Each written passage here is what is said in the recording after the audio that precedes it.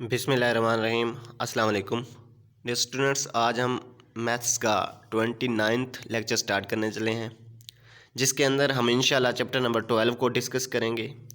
और जो आज का हमारा टॉपिक होगा वो होगा जी एक्सरसाइज 12.8, और उसके हम क्वेश्चन 1, 3, 5 एंड 7 को क्लियर करने की कोशिश करेंगे। तो चलते हैं आज के अपने फर्स्ट क्वेश्चन की तरफ। ये फर्स्ट क्वेश्चन है हमारे पास, show that s is equal to 4r cos alpha by 2 cos beta by 2 cos gamma by 2। तो हमने शो करना है कि लेफ्ट हैंड साइड हमारे पास राइट हैंड साइड के इक्वल है।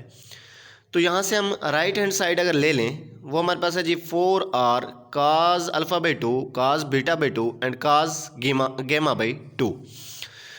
तो देखें, हम जानते हैं कि आर हमारे पास, आर का भी फार्मूला है हमारे पास ए बी सी और डेल।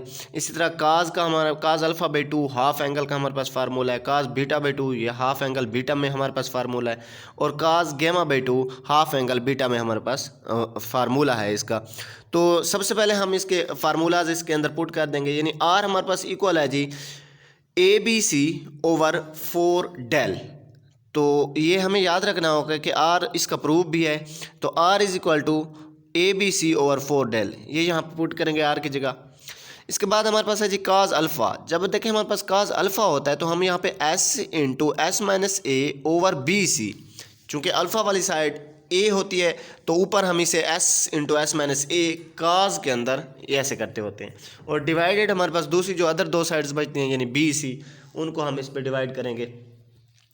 तो इसकी हमने यहाँ पे काज अल्फ़ा बाई 2 का हमारे पास जो फार्मूला बना है इस तरह s into s minus a over b c under root, ये वैल्यू पुट की है।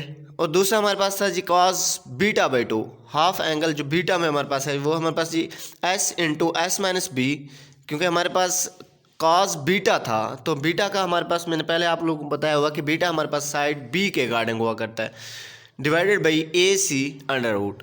अब इसी तरह हमारे पास काज गेमा बाई 2 था तो s into s minus c over a b under root. देखें एस की हमारे पास जो वैल्यू थी, ये हमारे पास प्रीवियस लेक्चर में मैंने आप लोगों से डिस्कस की थी कि एस हमारे पास तीनों साइड्स जो होते हैं ट्रायंगल, उनका सम और 2 पे डिवाइड करने से हमारे पास एस की वैल्यू आती होती है। तो यहाँ पे हमारे पास इस फार्मूलाज को हमने जब पुट कर दिया, इसके बाद हमारे पास है जी हमारे पास मल्टीप्लिकेशन की फॉर्म में अंडर रूट है, तो हम इसको एक ही फॉर्म में लिख सकते हैं। I mean to say that अगर हमारे पास ए अंडर रूट हो multiply by b under root हो तो हम ए बी अंडर रूट की फॉर्म में लिख सकते होते हैं।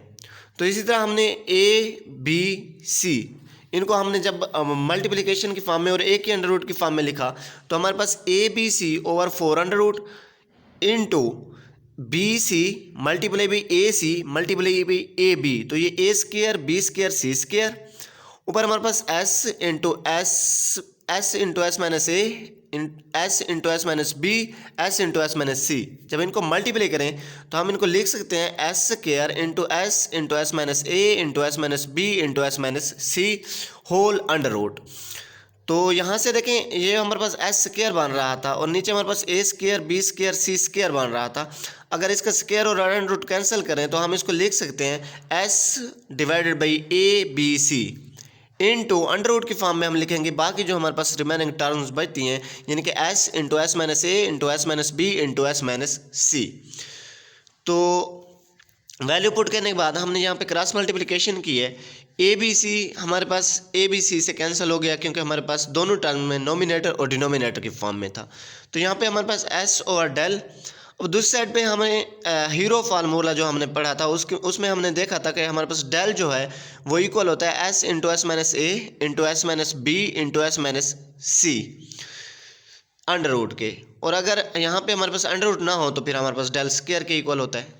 तो अब इसकी जगह हम by heroes formula value put करेंगे डेल, जो कि यहाँ पे हमने पुट की। अब डेल जो है वो हमारे पास डिनोमिनेटर की फॉर्म में भी था तो ये एक दूसरे से कैंसिल हो जाएंगे, सो हमारे पास ये एस बन जाएगा। और हमारे पास लेफ्ट हैंड साइड जो थी वो भी हमारे पास एस ही था। तो यहाँ से क्लियर हुआ कि right hand side is equal to left hand side. Question number 2 की तरफ चलते हैं। तो क्वेश्चन नंबर 2 है हमारे पास जी, show that R2 is equal to 4R cos alpha by two, cos gamma by two, sine beta by two. देखिए प्रीवियस क्वेश्चन में हमारे पास तीनों जो हमारे पास टर्म्स थी वो काज की फॉर्म में थी, ट्रिग्नोमेट्रिक।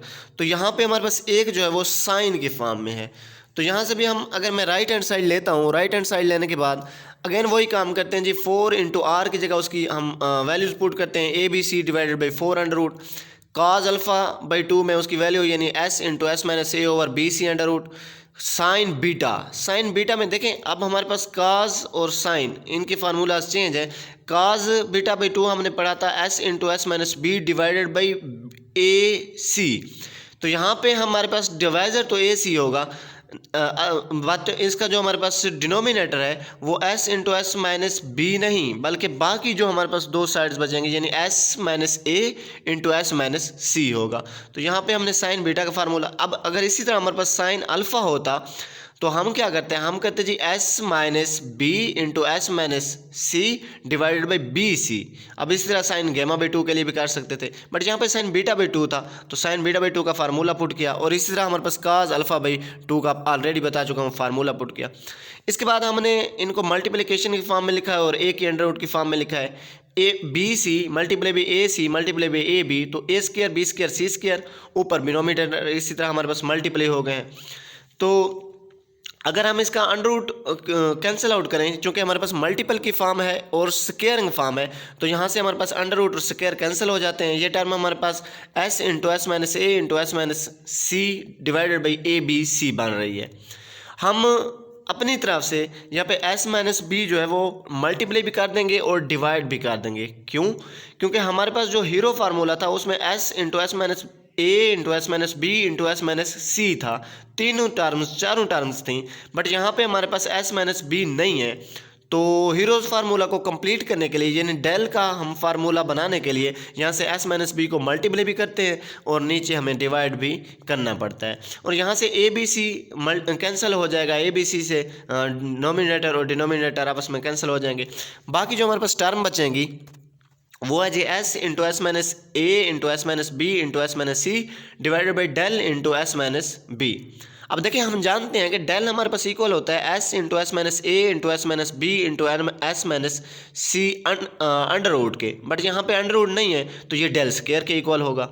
अब हमारे पास del square divided by del into s minus b है, तो स्क्वायर जो है वो नीचे डेल से कैंसिल हो जाएगा, डेल इज ये हमारे पास टर्म बन जाएगी जी del over s minus B.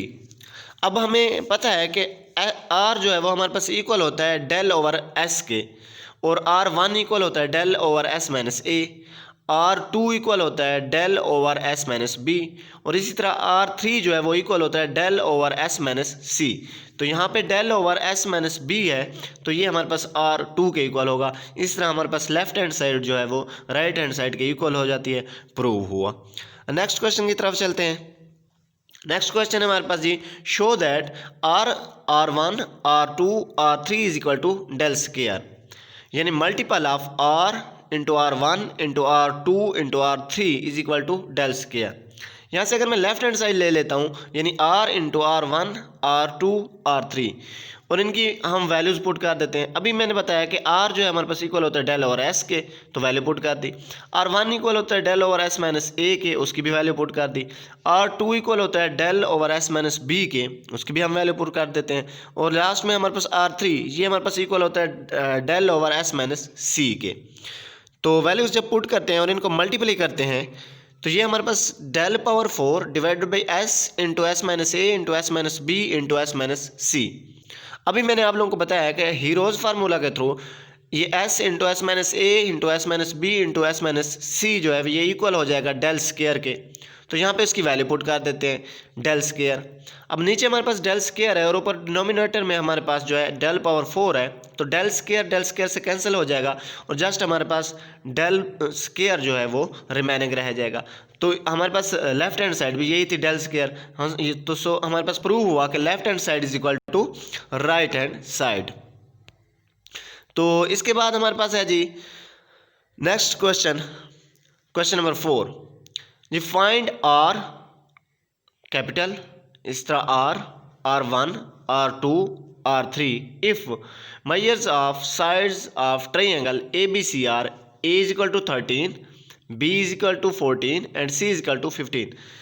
इसमें उसने कहा क्या है, वो कहता है जी यहाँ पे हमारे पास जो है अगर कोई ट्रायंगल हो उसकी साइड्स तीनों गिवन हो, यानी कि A is equal to 13, B is equal to 14 और C इज इक्वल टू 15, तो R1, R2, R3 and capital R जी ये जो है हमने फाइंड करना है। अब देखिए हम जानते हैं कि जब हमारे पास किसी भी ट्रायंगल की तीनों साइड्स गिवन हो तो वहाँ पे हम उसको फार्मूला लगाते होते हैं कि S is equal to A plus B plus C divided by 2। तो सबसे पहले हम यहाँ पे S की वैल्यू फाइंड कर लेते हैं, क्योंकि S की वैल्यू हमारे पास R में भी रिक्वायर्ड होती है, R1 में भी, R2 में भी, R3 में भी।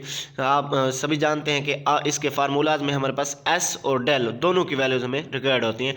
तो सबसे पहले हम अगर S फाइंड कर लें तो S इक्वल होगा A plus B plus C divided by 2 के। तो वैल्यूज पुट करते हैं, 13 प्लस 14 प्लस 15 डिवाइडेड बाई 2 यानी कि 42 divided by 2 which is equal to 21। तो S हमारे पास यहाँ पे इक्वल हो गया जी 21 के। अब S माइनस ए यानी 21 माइनस ए की वैल्यू हमारे पास 13 थी, वो माइनस करते हैं, हमारे पास 8 बन गया है। अब इसी तरह S माइनस बी, तो ये हमारे पास 21 यानी कि S माइनस बी यानी कि 21 माइनस 14 इज इक्वल टू 7। अब इसी तरह S माइनस सी यानी कि 21 minus 15 which is equal to 6। अब देखें R के फार्मूलाज के अंदर हमें डेल चाहिए था, और डेल हमारे पास इक्वल होता है S into s minus a into s minus b into s minus c under root के। वैल्यू हमारे पास S की भी मौजूद है 21, S माइनस ए की हमारे पास 8, S माइनस बी की 7 और S माइनस सी की 6।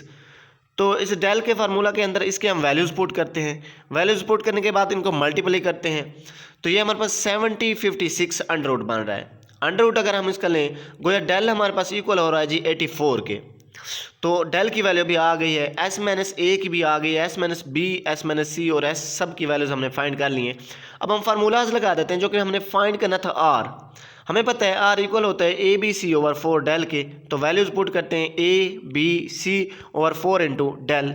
तो इनको हम मल्टीप्लाई करके डिवाइड करते हैं, तो R हमारे पास इक्वल हो रहा है जी 8.125, ये हमारे पास कैपिटल R। और इसी तरह हमारे पास स्मॉल r जो है इसका हमारे पास फार्मूला था डेल ओवर S। डेल की वैल्यू हमारे पास 84 और S की वैल्यू हमारे पास 21, पुट करते हैं और डिवाइड करते हैं, तो R हमारे पास बन रहा है जी 4 के इक्वल।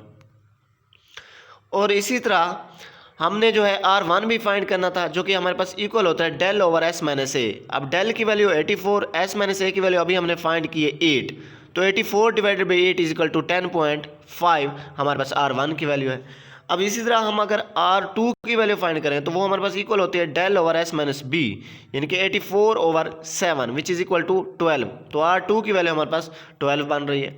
इसी तरह R3 की वैल्यू हमारे पास del over S minus C यानी कि डेल की value 84 divided by S minus C 4 which is equal to 14, तो R3 हमारे पास क्या आ रहा है जी 14। गोया हमने जो है वो R1 R2 और R3 सब की वैल्यू फाइंड कर ली हैं, और यही हमारी रिक्वायरमेंट थी। उम्मीद करता हूँ क्वेश्चन क्लियर हो गया होगा। अल्लाह हाफिज़।